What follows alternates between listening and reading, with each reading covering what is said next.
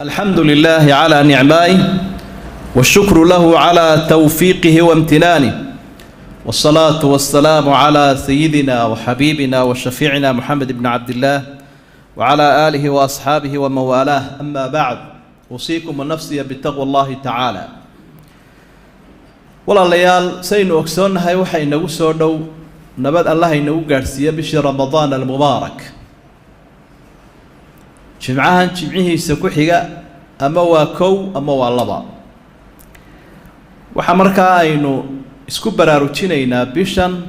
sida aynu ku qaabili lahayn in ugu diyaar garoobi lahayn. waxaan dul mari doonaa insha Allah 20 arrimood oo shareecadeenu ina fartay bisha ka hor inaynu ku diyaar garowno. ilaa wixii miisaan le mugle marka aad danaynayso diyaar garow la'aantii kuma yimaado. waa inaad u diyaar garowdaa hadduu wafdu ku imanayo, haddii carwo iyo dhaqaale aad ka faa'iidaysanayso, qofku diyaar garow badan buu sameeyaa iyo hadday safar tahayba. marka diyaar garowga ramadaanka waxa ka niyatul khaalis inaynu niyad wanaagsan ku qaabilo iimaana wa ihtisaaba inaga oo u diyaara inaynu bisha go'aanay naga tahay inuu qofku soomo ilaahayna ajrigu kaga doonayo subxaanahu wa ta'aala ku raali gelinayo. waxa kamid ah inaynu ilaahay barino inuu inagu garab galo. qofku awood kastaba ha lahaado haddaanu ilaahay garab galin subxaanahu wa ta'aala cibaadada dee shaydaanka ka faa'iidaysanaya.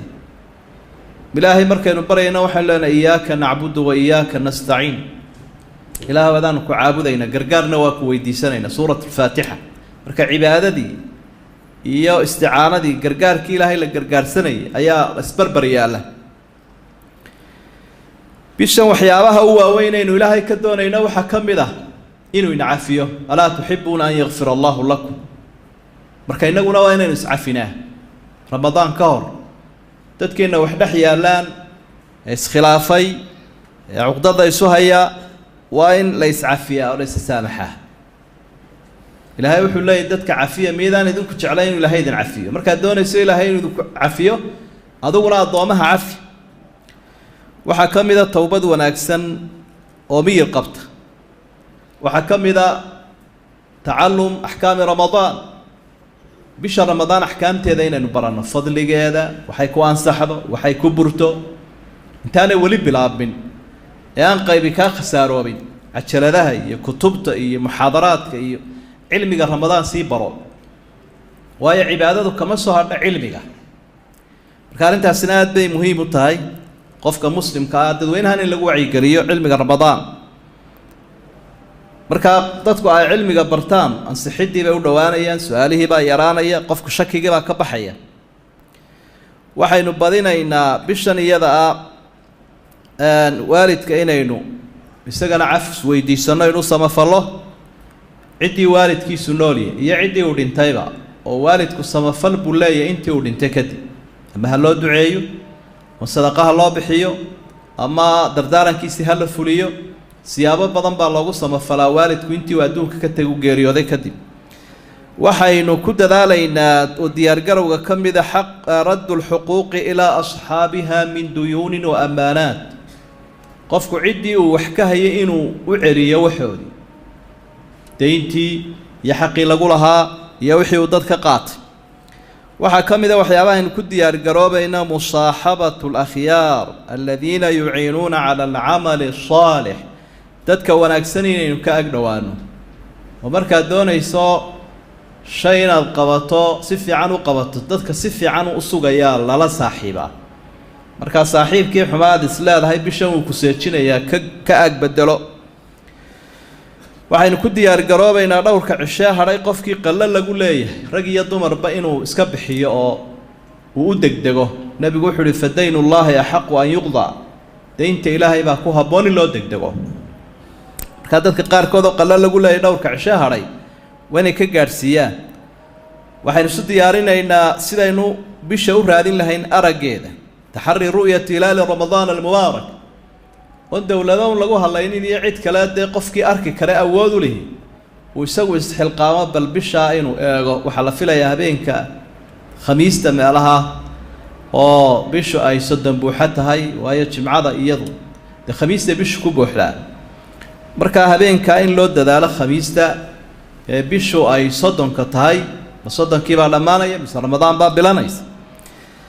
waxyaabaynu ku diyaar garoobayna waxaa ka mid a bishu marka ay bilatay inaynu akhrino ducadii nabiga calayhi salaatu wasalaam sida uu tilmaamaya xadiidka tirmidi uu warinaya saxiixa nabigu waxaa rasuulku ahaa bay leeyihin saxaabada ridwaanullaahi calayhim markuu bisha arko wuxuu odhanaya allahu akbar allahuma ahillahu calayna biاlamni waaliimaan waاssalaamati waalislaam wاltawfiiqi lima tuxibu watardaa rabbuna warabuka allah ilaahay bishani ay noogu bilataa nabadgelyo iyo iimaan islaamnimo iyo nabad ilaa iyo adigoona waafajiyo rabbi oo wixii aada jecesheed raalli ka tahy bil yahay rabbigaagu iyo rabbigaygu waa rabbuna allah waa ilaahay subxaanahu wa tacaala markaa ducadaa nebigaa la akhriyayaa qiimaha badan bishan waxyaabahaynu ku fikirayno waxaa ka mid ah ama aynu ku dadaalayno inaynaan khilaafin xadiidka rasuulka sala allahu calayhi wasalam waxaa saxiixeynka ku sugan bukhaari iyo muslim inuu nebigu yidhi bishan ha kala horu marina 2 maalmood soomkood ama 1 maalin soomkii adigoo isla ramadaan u dadaal marka 2 cisho u dambeeya biniyati ramadaan looma soomayo iyo adigoo ramadaan u dadaalaya rasuulku wuxuu raaciyay ilaa qofkii soo soomi jiray mooyaane qofkii qalla soomaya oo qalla waday ama isniinta iyo khamiisaha iyo soomayay qofkaasi wuu soomi karaa laakiin qof is yidhaahdaa maalinkaas 30aad iyo maalinka 29aad iyo ramadaan u dadaal sax maaha waa maalin soomkiisa uu xaaraantinimeeyey rasuulku sala allahu calayhi wasalam waxaynu isu diyaarinaynaa bashan inayna nadca jadwalan wa barnaamujan liistiqbaali hada shahr bishan si aynu uga faa'iidaysanno nidaamkaaga waad dhigaysaa adduunyada intaa ka shaqaysa oo wakhtigaa waxbaad baranaysaa wakhtigaa waad cibaadaysanaysaa wakhtigaa qur-aankaada jadwal waa inaad samaysataa noloshaadu ay ka baxdaa wax iska soco uun iyo cashwaayadda si aad uga faa'iidaysan karto wakhtiga waxaynu bishan ku dadaalaynaa tajhiiz bacdi aladciya almudlaqa waaddiiniya meelaha qaarkood oo qofku uu aada uga dhiban yahay ama ummaddu ay aada uga dhiban tahay inuu rabbi berigeeda ilaahay uu barayo subxaana wa tacaala arrimaha inuu xalliyo inuu qofku cayinto oo idhaahdo 5 meelood 10 meelood ducada u badisay salafku samayn jireen oo dhib iyo dheef wixii dhib uu ka cararaya addoonku iyo wixii dheef uu doonayo naftiisa iyo ummadaba inuu markaa calaamadsado waxyaabaha ilaahay aada u barayay subxaana wa tacaala waxaa laga maarmaana bishan iyada ah inaynu isu kaashano ololayaal qaadno waxaa ka mid a taqdiim camal ijtimaaci camal aynu iska kaashano bulshadeenna aynu ku anfacayno inaynu ku dadaallo had iyo jeerna marka shayga la isku biiriyu bataa oo macno u sameeya dadka sida loo caawin lahaa tabaruc iyo afur loogu samayn lahaa iyo dadka baahan baahidooda sidii wax looga qaban lahaa intaana la iska kaashado rasuulku sala allahu calayhi wasalam xadiidkii saxiixa waxa uu ku yidhi axabu nnaasi ila allahi anfacuhu dadka ilaahay wuxuu ugu jecel yahay ka addoommaha anfaca caballadana wuxuu ugu jecel yahay 3 arrimood qof muslimoo laga farxiyo kurbo laga dulqaado dayn laga bixiyo iyo ta'afraad oo gaajo laga reebo arrimaha camalladana kuwaasuu ilaahay ugu jecel yahay dadkana kuwaasuu ugu jecel yahay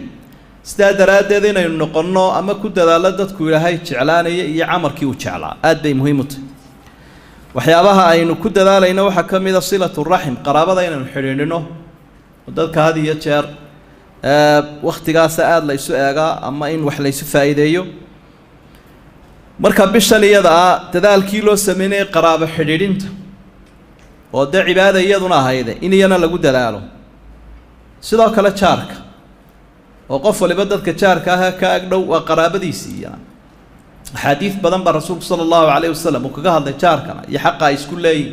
siday kuugu kala albaaba dhow yihiin wixii aad u heli karaysa inaad iyagana qayb u baasgarayso ood ugu tala gasho waxaynu u dadaalaynaa salaadii shaciirada weyn ahayd calaamooyinka u ahayd bisha ramadaana taraawiixda inaynaan ka tegin iyadana aynu ku dadaalo waxaynu ku dadaalaynaa xamlatu lmasaajid masaajidada in ololo lagu qaado haddii ay tahay nadiifintooda iyo qurxintooda iyo iftiimintooda intaba oo goobtii ilaahay lagu caabudayo iyadoo iftiimayso oo udgoonoo nuuraysa wakhtigani uu soo galo oo aan la dayicin oo istambarkiiya wixii masaajida u baahnaayeen iyo gogolba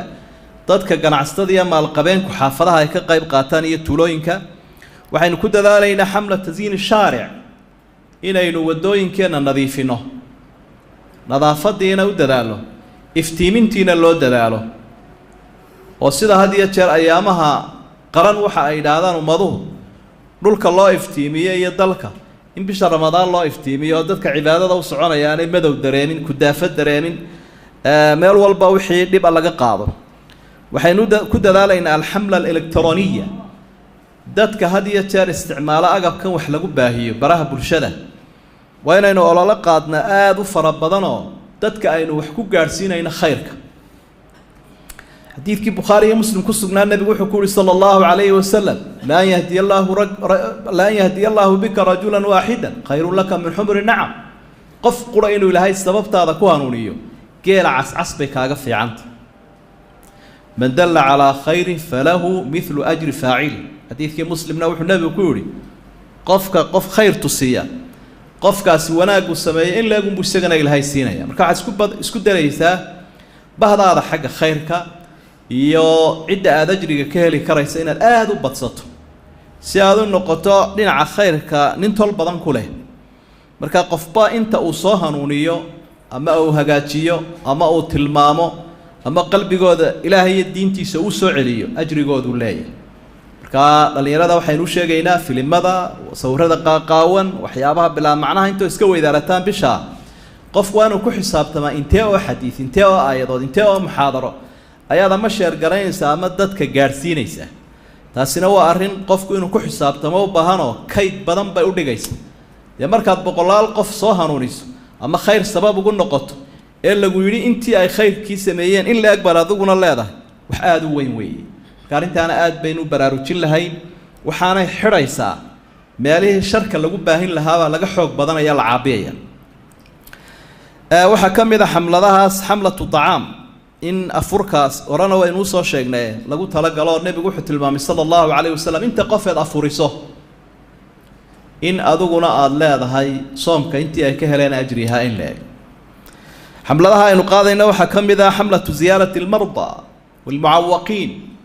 dadka dhiban baahiyaha gaarka ale cusbitaalada jiifa in iyagana la caawiyo loo gurmado haddii lasoo booqanayo iyo haddii wax loo tarayo iyo haddii laga farxinayo baahiyahooda in loo fiirsado kolba waxay u baahi badan yihiin lagala qayb qaato waxaa jira dad iska naafo ah oo haddana isku dayaya soomkii inay soomaan ha laga caawiyo rasuulku sala allahu calayhi wasalam waxa uu inoogu xusay xadiid saxiixu muslim ku sugan min xadiidi abi hurayra maalinta qiyaamaha qofka ilaahay su-aalo weydiinaya markuu xisaabinayo wuxuu leeyahy hebelow waan bukoodo imaad soo booqan raashin baan ku weydiistayo imaad siinin sharaab baan ku weydiistayo cabitaano imaad siinin miyaanad ogeyn markaa addoonkii wuu jawaabaya wuxuu leey ilaahay rabbulcaalamiin baad caalamkao dhankii iska lahaa sideen kuu soo booqdaa sideen raashin kuu siiya sideen cabitaan kuu siiya adiga cid walba iskala weyey